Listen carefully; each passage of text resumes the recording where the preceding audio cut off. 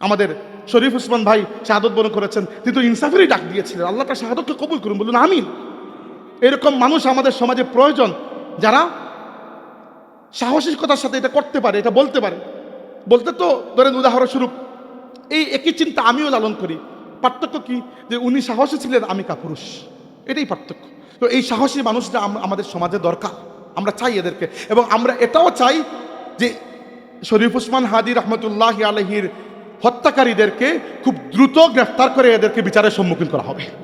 কারণ যদি একটা দেশে কাউকে খুন করে, যে কাউকে খুন করে হোক, কেউ পার পেয়ে যায়, এই সমাজের যে সোশ্যাল ফ্যাব্রিকটা আছে এটা ভেঙে যাবে। এই সমাজে আর ন্যায় বলতে কিছু থাকবে না। আজকে একে মারা হয়েছে, কালকে ওকে মারা হবে।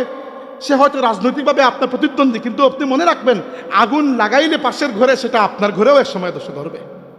এটা আমরা দাবি জানাই। এবং আশ্চর্য বিষয়, বাংলাদেশের তথাকথিত বুদ্ধিজীবী সমাজ কীরকম দুমুখু, চিন্তা করেন। কিছু মানুষকে প্রথম আলো বিল্ডিংয়ে আগুন লাগিয়েছে এবং এটা খারাপ হয়েছে, এতে কোনো সন্দেহ নেই। কারণ কি, আমি নিজে প্রথম আলোর কট্টর সমালোচক, আমি প্রথম আলোকে অপছন্দ করি।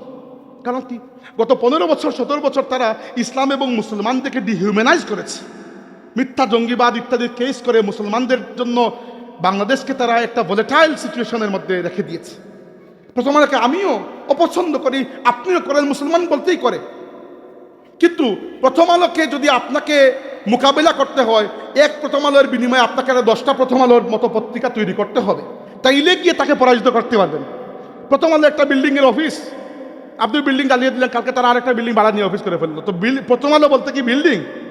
প্রথম আলো একটা চিন্তা, শুধু প্রথম আলো দিয়ে নয়, যে কোনো কিছু। তো দেখে না, প্রথম আলো বিল্ডিংয়ে কেউ আগুন দিয়েছে, এবং আই রিপিট, আমি বারবার বলছি, এটা খুবই খারাপ হয়েছে, জঘন্য হয়েছে, এটা করা উচিত নয়। উসমান হাদি ভাই অন্তত আমাদেরকে এটা শিখিয়ে যান নাই। তিনি কালচারাল যুদ্ধের কথা বলেছেন, কালচারাল এটাকে বুদ্ধিভিত্তিক মোকাবেলার কথা বলেছেন তিনি আমাদেরকে। তো প্রথম আলো বিল্ডিংয়ে কেউ আগুন লাগিয়ে দিয়েছে, বুকারা, এবং আমাদের বুদ্ধিজীবী সমাজ খুব প্রতিবাদ করতেছেন। শিল্পী গোষ্ঠী উদিচির এখানে কে হামলা করেছে, খুব প্রতিবাদ করতেছেন। কিন্তু বাংলাদেশের তথাকথিত সেকুলার বুদ্ধিজীবীদের মধ্যে খুব কম মানুষকেই দেখেছি যে শরীফ উসমান হাদি শাহাদত নিয়ে প্রতিবাদ করেছেন। আমরা প্রতিবাদ করছি কারণ এই মানুষটা আমাদেরই ভাই ছিল। সে আর কোনো উদ্দেশ্য নয়, আমাদের সমাজকে ন্যায় এবং ইনসাফের উপর কায়েম করানোর জন্য সে এই লড়াই শুরু করেছিল। জানতো সেই লড়াইয়ে বেশি দূর যেতে পারবে না, তবুও করেছিল। এই সাহসী মানুষ যে দলের হোক, আমরা তাকে স্যালুট করব। কারণ কি, সে বাংলাদেশকে ভালোবাসে। আমরা যদি ইনসাফ কায়েম করতে পারি, তাহলে অটোমেটিক আমাদের রাষ্ট্রটাও ইনসাফের উপর গড়ে উঠবে। সমাজে যদি ইনসাফ না থাকে, রাষ্ট্রে অটোমেটিক ইনসাফ আসবে না। আমাদের সমস্যাটা হচ্ছে আমরা ফেস পরিবর্তনের রাজনীতি করি, সিস্টেম পরিবর্তনের রাজনীতি করি না। খালি ফেস পরিবর্তন করলে কিছু হবে না ভাই, এটা গত মাহফিলেও বলে আসছে। কাকে ভোট দেবেন না দেবেন আপনি ভালো জানেন। আমি ভোট পর্যন্ত বাংলাদেশে থাকবো না, ভোট দেওয়ার প্রশ্নই আসে না। কোনো দলের ক্যাম্পেইনারও নই। আর এই ভোটের রাজনীতি নিয়ে আমার কোনো আগ্রহ নাই। আমার আগ্রহ রাজনীতি নিয়ে। ভোট আর রাজনীতি একেবারে এক জিনিস নয়, ডিফারেন্ট। রাজনীতি বহুত বড় জিনিস, ভোট এর একটা অংশ মাত্র। রাজনীতি নিয়ে কি জন্য আগ্রহ, যে আমাদের সমাজের, আমাদের রাষ্ট্রের সবচেয়ে বড় দুর্বলতা হচ্ছে আমরা যখন পরিবর্তন ঘটাই, সেটা ভোটের মাধ্যমে হোক আর জুলাই অভ্যুত্থান, গণ অভ্যুত্থানের মাধ্যমে হোক, বাস ফেস চেঞ্জ হয়, কিন্তু সিস্টেমটা খুব কমই চেঞ্জ হয়। সিস্টেম যদি চেঞ্জ না হয়, খালি ফেস চেঞ্জ যদি আপনি করবেন ঠিক। একটা গাড়ি আপনি কিনছেন, গাড়ির ইঞ্জিন নষ্ট, গাড়ির স্টিয়ারিং হুইল ভালো করে ঘুরে না, গাড়ির চাকার মধ্যে পাংচার, গাড়ির মধ্যে আরো 10টা সমস্যা। আপনি ড্রাইভার আনছেন জার্মানি থেকে, ফর্মুলা 1-এর ড্রাইভার। তো ওই ড্রাইভার এসে কি করবে এই গাড়ি দিয়ে? করতে পারবে কিছু? এই ড্রাইভার চালাইতে পারে না, আপনি বলেন না না ড্রাইভার চেঞ্জ করে, ড্রাইভারের সব দোষ, আরেকটা ড্রাইভার আনো। আসলে দোষ আপনার গাড়িতে। আপনার কি মনে হয় বাংলাদেশের আইন আদালতে কি একজনও ভালো বিচারক নাই? আছেন। একজনও ভালো আইনজীবী নাই? আছেন। সৎ পুলিশ কর্মকর্তা নাই? আছেন। সৎ সামরিক অফিসার নাই? আছেন। সৎ প্রশাসনিক কর্মকর্তা নাই? আছেন। হয়তো অর্ধেক থেকে বেশি ভালো মানুষ। সিস্টেমটা এত খারাপ যে ভালো মানুষ এখানে কিছু করতে পারে না। That is the problem. ইসলাম আপনাকে ইনসাফের সমাজ উপহার দিতে চায়। মনে রাখবেন একটা কথা, ওলামায়ে কেরাম বলেছেন, বিশেষ করে যারা ইসলাম এবং রাষ্ট্র নিয়ে চিন্তা ভাবনা করেছে, ইবনে খালদুন, ইবনে তাইমিয়া, ইমাম গাজ্জালী রহমতুল্লাহ আলাইহি, এরা বলেছেন যে আল্লাহ পাক দুনিয়াতে যদি ইনসাফ থাকে, ইনসাফের সাথে কুফরিকেও আল্লাহ কতক্ষণ টিকিয়ে রাখেন। কিন্তু যদি কেউ মুসলমানও হয়, কেউ জালিম হয়, ইসলামের সাথে জুলুম থাকলে সেই ইসলামকেও আল্লাহ টিকিয়ে রাখেন না। অর্থাৎ রাজনীতির ক্ষেত্রে যে আপনি একজন কাফির যদি রাষ্ট্র ক্ষমতায় অধিষ্ঠিত হয় আর সে যদি ইনসাফ অনুযায়ী রাষ্ট্র পরিচালনা করে, সেই রাষ্ট্রকেও আল্লাহ টিকিয়ে রাখবেন। কারণ কি, সে কাফির, এই শাস্তি দুনিয়াতে নয়, এই শাস্তি আল্লাহ তাকে আখিরাতে দেবেন। দুনিয়াতে আল্লাহ কুফরির শাস্তি নরমালি দেন না, একটা সুরতে দেন, সেটা হচ্ছে কোনো নবী রাসূল যদি আল্লাহ পাঠান, রাসূল, আর কেউ যদি রাসূলকে অস্বীকার করে তাহলে তাকে ওখানে শাস্তি দিয়ে দেন। অন্য কোনো সুরতে আল্লাহ কুফরির শাস্তি দুনিয়াতে দেন না, কুফরির শাস্তি আল্লাহ আখিরাতে দেন। দুনিয়াতে আল্লাহ কিসের শাস্তি দেন? দুনিয়াতে আল্লাহ জুলুমের শাস্তি দেন। দুনিয়াতে আল্লাহ একজন মুসলমান নামদারি ব্যক্তি যদি একটা রাষ্ট্র ক্ষমতায় অধিষ্ঠিত হয় আর জালিম হয়, আল্লাহ 15 বছর হোক আর 115 বছর পরে হোক, আল্লাহ ওইটার পতন ঘটাবেন এবং খুব মারাত্মকভাবে খারাপভাবে পতন ঘটাবেন। আমাদের সমাজকে রক্ষার এবং আমাদের ঈমানকে রক্ষার যে কয়েকটা গুরুদায়িত্ব আমাদেরকে পালন করতে হবে, এর মধ্যে একটা হচ্ছে, প্রথমত আজকের এই ফিতনার যুগে আমাদেরকে এটা বিশ্বাস করে নিতে হবে আল্লাহ এবং রাসূল যা বলেছেন ওইটাই সত্য, এরপরে আর কোনো যদি কিন্তু নাই। আর যেখানে আল্লাহ এবং রাসূল সুযোগ দিয়েছেন, ঠিক আছে আমরা এখানে 2-4টা কাজ করতে পারি। অর্থাৎ আপনি আমাকে ধরেন ঘরে দাওয়াত দিচ্ছেন, এখন চিন্তা করছেন যে দাওয়াত তো দিলাম ভাইরে, শরবত কোনটা খাওয়াইব, রু আফজা খাওয়াইব না ট্যাং শরবত না আরো কিছু শরবতের নাম তো জানি না সবগুলা, লেবুর শরবত, চাচা সুন্দর বলছেন। এটার মধ্যে কিন্তু আপনি বুটাবুটি করতে পারেন, কারণ কি তিনটেই হালাল। যেটা বুটে জিতলো ওটা আমরা খাওয়াইলেন, কিন্তু আপনি কি এরকম বুট দিতে পারবেন যে একদিকে লেবুর শরবত আর একদিকে মদ রাখা? বুট হবে? হবে না। কারণ কি, এখানে হালাল হারামের বাউন্ডারি আপনি ক্রস করে যাচ্ছেন। তো হালালের মধ্যে আপনার গণতন্ত্র ঠিক আছে, কিন্তু হালাল হারাম মিশ্রিত গণতন্ত্র ইসলামী জায়েজ না। মানে গণতন্ত্র বলছি না, বলছি মানে বুটাবুটির কথা, যেখানে হালালের দায়রার মধ্যে আপনি আছেন, আপনার নিজের জন্য কিছুটা চুজ করার সুযোগ আছে। আমি নীল পাঞ্জাবি পরি কি সবুজ কি সাদা, আমার অধিকার আছে, কারণ এই সবগুলা হালাল। যেটা হারাম, উদাহরণস্বরূপ ধরেন একজন হিন্দু পূজার সময় হাতের মধ্যে যেটা পড়েন পূজার গিয়ে, এটা কি আমি মুসলমান হয়ে পড়তে পারবো? আপনি বলবেন কেন, এটা তো কাপড়, এটাও কাপড় ওইটাও কাপড়, কিন্তু একটা হালাল এটা হারাম। বুঝতে পেরেছেন?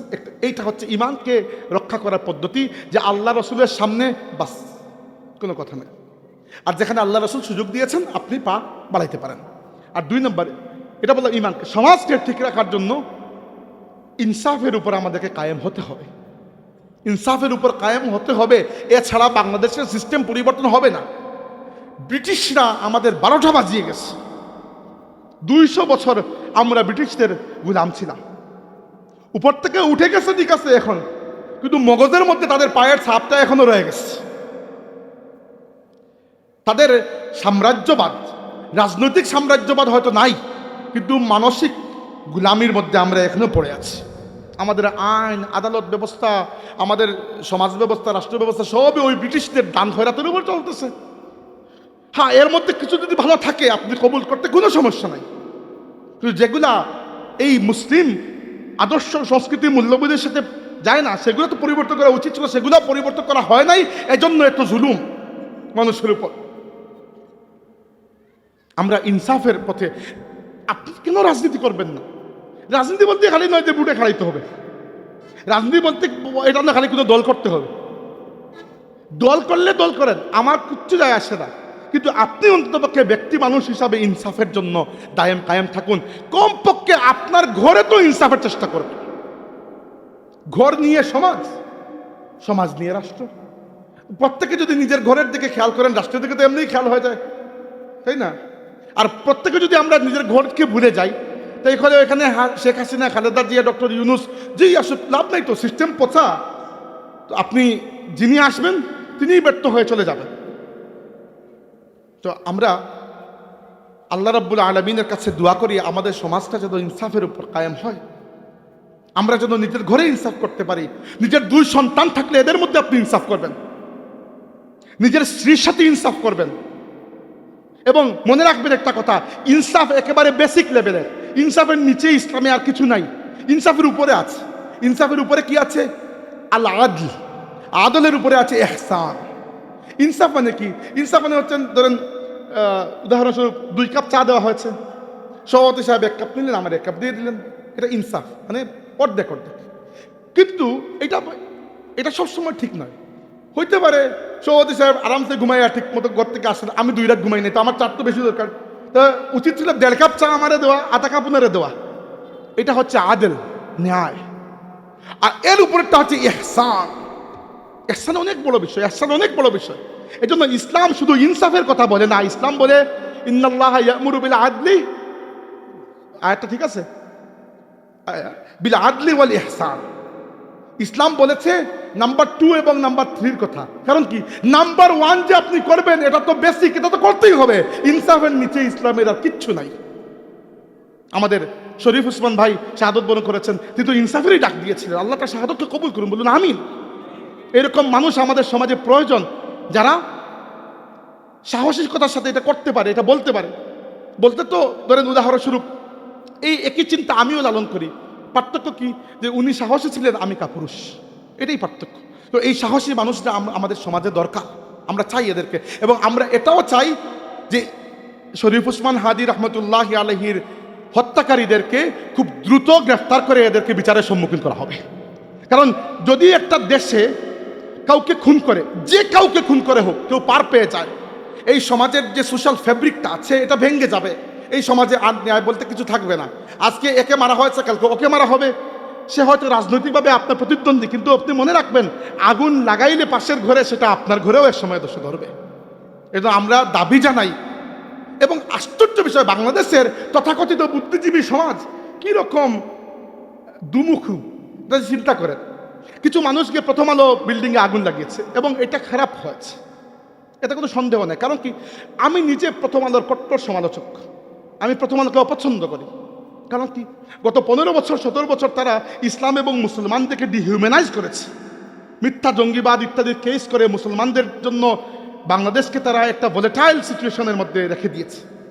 প্রথম আলোকে আমিও অপছন্দ করি, আপনিও করেন, মুসলমান বলতেই করে। কিন্তু প্রথম আলোকে যদি আপনাকে মোকাবেলা করতে হয়, এক প্রথম আলোর বিনিময়ে আপনাকে 10টা প্রথম আলোর মতো পত্রিকা তৈরি করতে হবে, তাইলে গিয়ে তাকে পরাজিত করতে পারবেন। প্রথম আলো একটা বিল্ডিংয়ের অফিস, আপনি বিল্ডিং জ্বালিয়ে দিলেন, কালকে তারা আরেকটা বিল্ডিং ভাড়া নিয়ে অফিস করে ফেললো। তো প্রথম আলো বলতে কি বিল্ডিং? প্রথম আলো একটা চিন্তা, শুধু প্রথম আলো দিয়ে নয়, যে কোনো কিছু। তো দেখে না, প্রথম আলো বিল্ডিংয়ে কেউ আগুন দিয়েছে, এবং আই রিপিট, আমি বারবার বলছি, এটা খুবই খারাপ হয়েছে, জঘন্য হয়েছে, এটা করা উচিত নয়। উসমান হাদি ভাই অন্তত আমাদেরকে এটা শিখিয়ে যান নাই। তিনি কালচারাল যুদ্ধের কথা বলেছেন, কালচারাল এটাকে বুদ্ধিভিত্তিক মোকাবেলার কথা বলেছেন তিনি আমাদেরকে। তো প্রথম আলো বিল্ডিংয়ে কেউ আগুন লাগিয়ে দিয়েছে, বুকারা, এবং আমাদের বুদ্ধিজীবী সমাজ খুব প্রতিবাদ করতেছেন। শিল্পী গোষ্ঠী উদিচির এখানে কে হামলা করেছে, খুব প্রতিবাদ করতেছেন। কিন্তু বাংলাদেশের তথাকথিত সেকুলার বুদ্ধিজীবীদের মধ্যে খুব কম মানুষকেই দেখেছি যে শরীফ উসমান হাদি শাহাদত নিয়ে প্রতিবাদ করেছেন। আমরা প্রতিবাদ করছি কারণ এই মানুষটা আমাদেরই ভাই ছিল। সে আর কোনো উদ্দেশ্য নয়, আমাদের সমাজকে ন্যায় এবং ইনসাফের উপর কায়েম করানোর জন্য সে এই লড়াই শুরু করেছিল। জানতো সেই লড়াইয়ে বেশি দূর যেতে পারবে না, তবুও করেছিল। এই সাহসী মানুষ যে দলের হোক, আমরা তাকে স্যালুট করব। কারণ কি, সে বাংলাদেশকে ভালোবাসে। দেখেন একটা কথা, আপনাদের মধ্যে মাত্র কয়েকজন মানুষ বিদেশে যাবেন, বেশিরভাগ বাংলাদেশেই থাকতে হবে ভাই। বাংলাদেশে আপনার কবর হবে, অথবা এই দেশকে ভালো না বেশি আপনি যাবেন কোন জায়গায়? জানা আমেরিকায় 2 দিন পরে ডোনাল্ড ট্রাম্প আপনারা বের করে দেবে। শেষ পর্যন্ত বাংলাদেশে সেই দেশ, যে দেশ আপনার কবরের জন্য একটু জায়গা দেবে। তো এই দেশকে কি আমরা চাই এরকম চিলে শকুনে ছিলে খাক? 2 দিন ভারতের আধিপত্য, 2 দিন আমেরিকার আধিপত্য, 3 দিন আরো কোন জায়গার আধিপত্য? চাই না। ছোট হতে পারি, কিন্তু আমরা চাই আমরা আমাদের সম্মান নিয়ে বেঁচে থাকবো। আর ইনসাফ ছাড়া সমাজে না কোনো শান্তি, না সমৃদ্ধি, না সম্মান, কিচ্ছু আসবে না। ইনসাফ মিনিমাম আসতেই হবে, এর উপরে আদল, এর উপরে ইহসান। আদল ইহসান করতে পারছেন কিনা পরের বিষয়, ইনসাফ তো করবে কমপক্ষে। আল্লাহ পাক আমাদের সমাজকে ইনসাফের উপর গড়ে তুলুন। এজন্য আমাদেরকে কাজ করার তৌফিক দিন। আমরা প্রত্যেকেই জিম্মাদার। আলা কুল্লুকুম রাইন ওয়া কুল্লুকুম মাসউলুন আন রাইয়াতিহি। আল্লাহ নবী বলেছেন প্রত্যেকেই জিম্মাদার এবং প্রত্যেককে তার জিম্মা সম্পর্কে জিজ্ঞেস করা হবে। শুনেন মাদ্রাসার প্রিন্সিপালরা, আপনাকে আপনার মাদ্রাসা সম্পর্কে আল্লাহ জিজ্ঞেস করবেন।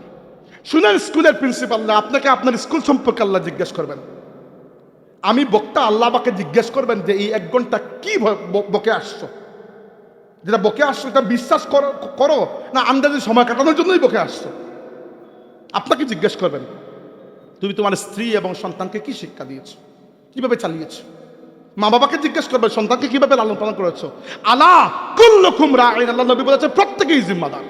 কোন মুমিন মুসলমান জিম্মাদারি থেকে মুক্ত নয়, শুধু পাগল ব্যতীত এবং নাবালিগ ব্যতীত। তো আপনি তো পাগল নন, নাবালিগ নয়, তবে আপনার দায়িত্ব আছে। সমাজ যদি নষ্ট হয়ে যায়, আপনি একা মহান নেককার ব্যক্তি হয়ে কি করবেন? সমাজকে ঠিক করার জন্য মিনিমাম কি দরকার? ইনসাফ, এর উপরে আদল বা ন্যায়, জাস্টিস, আর এর উপরে হচ্ছে ইহসান। ইহসান কিছুটা বলছি না, ইহসান অনেক বড় বিষয়।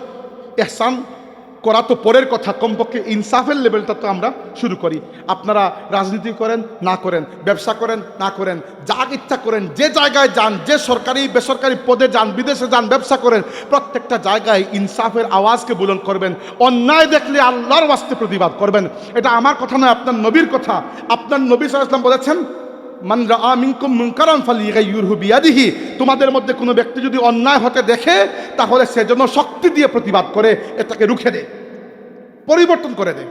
ফা ইল্লাম ইয়াস্তাতি ফা বিলিসানিহি, আর যদি তার এই শক্তি না থাকে, তাহলে সেজন্য কণ্ঠ দিয়ে, জবান দিয়ে এটার প্রতিবাদ করে। ফা ইল্লাম ইয়াস্তাতি ফা বিকলবিহি, আর তার যদি সেই ক্ষমতাও না থাকে, তাহলে সেজন্য কমপক্ষে অন্তর দিয়ে সেটাকে ঘৃণা করে। অতএব এতটুকু কমজোরি মান তো আর আপনার নয়, কমপক্ষে মুখ দিয়ে তো বলতে পারবেন, হাত দিয়ে 2 কলম লিখতে পারবেন। আপনার সমাজে আপনি জানেন এই জায়গায় কিছু ছেলে বসে রাতে মাদক সেবন করে, আপনি কিচ্ছু বলেন না। 2 দিন পরে এই মাদকের গান আপনার ঘর পর্যন্ত পৌঁছে যাবে। আপনার সমাজে 2টা মেয়ে হেঁটে হেঁটে স্কুলে যেতে পারে না, 3-4টা বখাটে ছেলে তাকে উত্ত্যক্ত করে, আপনি কিচ্ছু বলেন না। কিন্তু আপনি বিরাট মুসল্লি। তো ইসলাম আপনার কাছে আপনাকে যে মানুষটা বানাইতে চায়, সে মানুষটা আপনি হইতে পারলেন? আপনার নবী সাল্লাল্লাহু আলাইহি ওয়াসাল্লাম শুধু সমাজ নয়, রাষ্ট্র নয়, দুনিয়া জাহানকে পরিবর্তন করে দিয়ে গেছেন। আর আপনি এতটুকু সমাজকে পরিবর্তন করা উদ্দেশ্য নয়। হাদি ভাই তো মাত্র 33 বছর বয়সে শাহাদাত বরণ করলেন, তেমন তো পরিবর্তন করতে পারেন না, শুধু সূচনা করেছেন। আপনি সূচনাই করুন। আল্লাহ আপনার সাফল্য দেখে আপনার বিচার করবেন না, আল্লাহ আপনার নিয়ত এবং চেষ্টা দেখে আপনার বিচার করবেন। এতটুকু পর্যন্ত থাকুক। আল্লাহ আমাদের বসাক বসুনাকে কবুল করুন। ওয়া আখিরু দাওয়ানা আনিল হামদুলিল্লাহি রাব্বিল আলামিন।